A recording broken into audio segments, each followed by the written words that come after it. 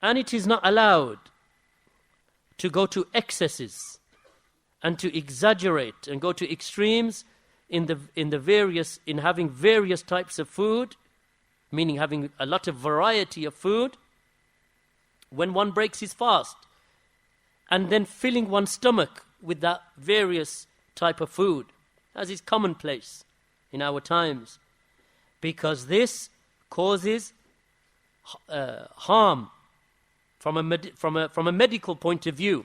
From a health perspective, it is harmful upon the stomach, and also because it causes lethargy and laziness from the prayer.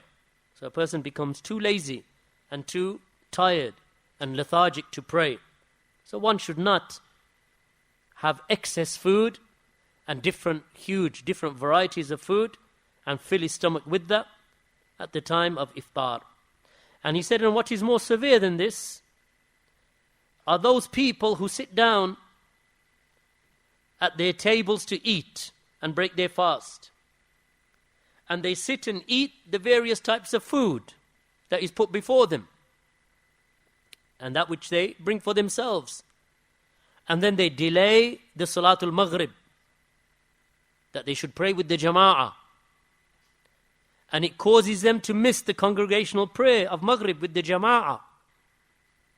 And to miss the congregational prayer is something that is haram. And all of this and everything and every affair that leads to that which is haram is not permitted.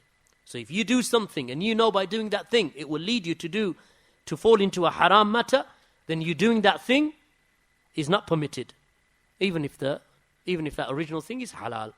So you know that when I sit down at Maghrib time and I start eating all the different types of fried food and cooked food and whatever is put in front of me up until you cannot move, and because of that you become lethargic and you fall asleep and you miss Maghrib, and you do that one day, then you do it the next day, then you do it the next day, then you taking that food that causes that behavior in you, causes that character trait in you, or causes that lethargy in you, means that that food is not permissible for you. Eat something light. As Shaykh al-Fawzan has mentioned in other places, like in Bulugh al-Maram, his explanation of that, eat something light. Break your fast with something light, like with dates and with water, and then go and pray.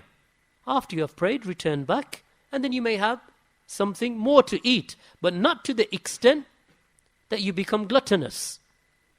To the extent that you've filled, your stomach is in 3/3, right? So a third, as the Prophet ﷺ said, that you should eat only enough morsels of food to keep your spine upright. And if you are to eat more, then a third for food, a third for liquid, and a third for breathing.